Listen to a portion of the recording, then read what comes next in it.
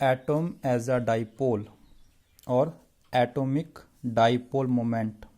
Atom जो है एक मैग्नेटिक डाइपोल, एक चुंबक की तरह है जिसमें भी नॉर्थ और साउथ एंड होते हैं और उसका भी डाइपोल मोमेंट होता है। बट हाउ, कैसे?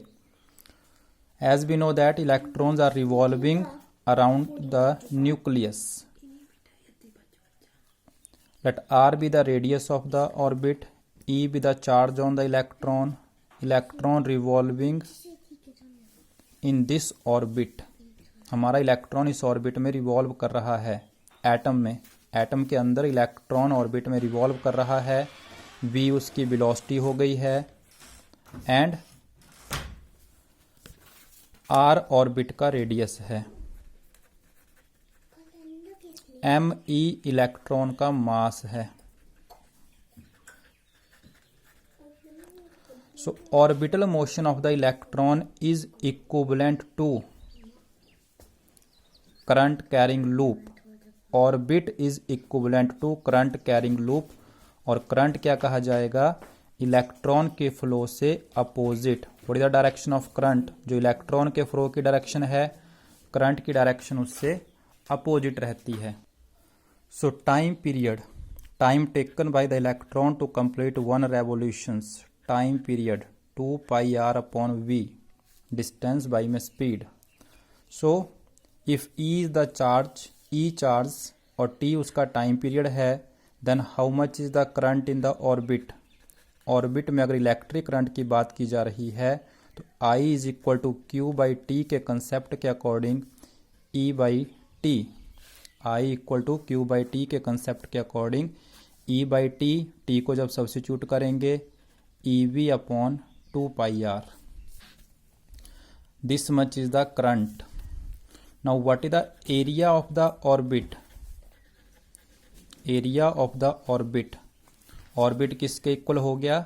Current carrying loop. और करंट कैरिंग लूप के बारे में आपको पता ही है, it behaves like a dipole, magnetic dipole की तरह बिहेव करता है। So area of the orbit is equal to pi R square. So what is the magnetic dipole moment? क्या बनेगा? Magnetic dipole moment of the orbit. और atom के लिए electron के ऑर्बिटल मोशन के कारण atom behave like a dipole, एक dipole की तरह बिहेव कर रहा है। So what is the dipole moment? m से लिख सकते हैं, म्यू से लिख सकते हैं, म्यू से डिनोट कर रखा है तो I into A. So mu और मैग्नेटिक डाइपोल मोमेंट m से भी डिनोट कर सकते हैं। How much is the I? EV upon 2 pi R. How much is the A? Pi R square. So on simplification, EVR by में 2, this is your result। So what is the direction of this mu?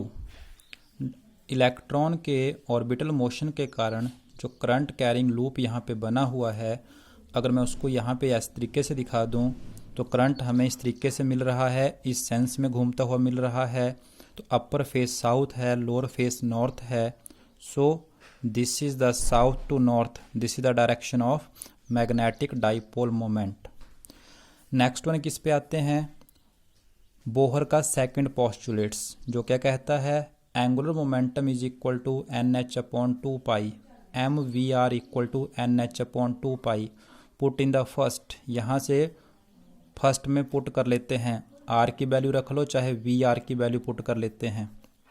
So equation number first becomes mu is equal to E upon 2 और we R की जगह पे हम क्या रख लेंगे? NH upon 2 pi m। But is m e mass of electron. V R की जगह पे हमने यहाँ से ये सब्स्टिट्यूट कर लिया है। So what is the atomic magnetic moment? NEH upon 4 pi ME। This one is also the result. इसी में आगे एक और कंसेप्ट यूज करते हैं। नेक्स्ट वन, अगर हम एंगुलर मोमेंटम की डायरेक्शन देखते हैं ऑर्बिट में घूमते हुए इस इलेक्ट्रॉन जिसकी वेलोसिटी v है, रेडियस ऑर्बिट का r है, अगर हम एंगुलर मोमेंटम की डायरेक्शन देखें which is L equal to R cross P, 11 तक कंसेप्ट रहता था, तो L comes out to be in this direction. Angular momentum की डायरेक्शन ये बनती है, both are opposite to each other, दोनों एक दूसरे के अपोजिट होते हैं। सो इक्वेशन नंबर फर्स्ट से हम एक और बात यहाँ पे लिख सकते हैं, फ्रॉम इक्वेशन नंबर फर्स्ट को ही फिर सॉल्व करते हैं, otherwise this is our result. Atomic magnetic moment, atom के लिए उसका magnetic moment either this one और दिस वन। यहाँ से आप n means principal quantum number के अकॉर्डिंग किसी भी नंबर के ऑर्बिट में घूमते हुए इलेक्ट्रॉन के लिए मैग्नेटिक मोमेंट निकाल सकते हैं, n इक्वल टू 1 2 3। बट हम इक्वेशन नंबर 1 से एक और बात कर लेते हैं, mu equal to E upon 2, मैंने क्या किया, m से मल्टीप्लाई कर दिया है और m से ही डिवाइड कर दिया, m मीन्स me, इलेक्ट्रॉन का मास। इक्वेशन नंबर 1 में हमने क्या किया है, this your equation number 1, right hand side में m से मल्टीप्लाई कर दिया, m से डिवाइड कर दिया।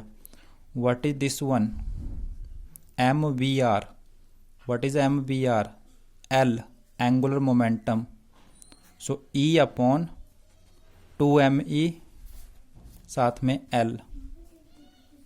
ओके, तो मैंने इनकी डायरेक्शन आपको मेंशन की थी, तो अगर आप वेक्टर फॉर्म में लिखते हैं so mu equal to E upon 2me, vector form में लिखूंगा तो यहाँ पे माइनस लगा दिया जाएगा। नेक्स्ट वन, अगर मैं सिंपल मैग्नीट्यूड फॉर्म में लिखता हूँ, mu upon L, mu upon L की ratio E upon 2me, E हो गया इलेक्ट्रॉन का charge, so this ratio is called gyromagnetic ratio, E upon 2me, magnetic moment और एंगुलर मोमेंटम की ratio equal to E upon 2me, Q upon 2me, charge upon 2 of the mass. ये ratio आपको क्या देती है, जायरोमैग्नेटिक ratio कही जाती है, और equal to this much. Next one, इसी में Bohr magneton, what is Bohr magneton, magnetic moment की ही वैल्यू है, बट कौन सी, मिनिमम वैल्यू। एटम में रिवॉल्व करते हुए इलेक्ट्रॉन के लिए जो मिनिमम वैल्यू मैग्नेटिक मोमेंट की होती है that is called Bohr magneton. और मिनिमम कब आएगी, when n equal to 1, first orbit. So n1 put करके what is the result for Bohr magneton, magnetic moment का result EH upon 4πme। Second के लिए चाहिए होगा तो जो वैल्यू यहाँ पे आएगी उसको 2 से मल्टीप्लाई, थर्ड के लिए 3 से मल्टीप्लाई, तो आगे हम यहाँ पर सभी स्टैंडर्ड वैल्यूज़ पुट करके अपना आंसर कैलकुलेट कर सकते हैं, क्योंकि सभी वैल्यूज़ हमें नोन हैं। So this is the Bohr magneton, minimum value of the magnetic moment of the atom that is n equal to 1 means first orbit के इलेक्ट्रॉन के लिए रहेगी।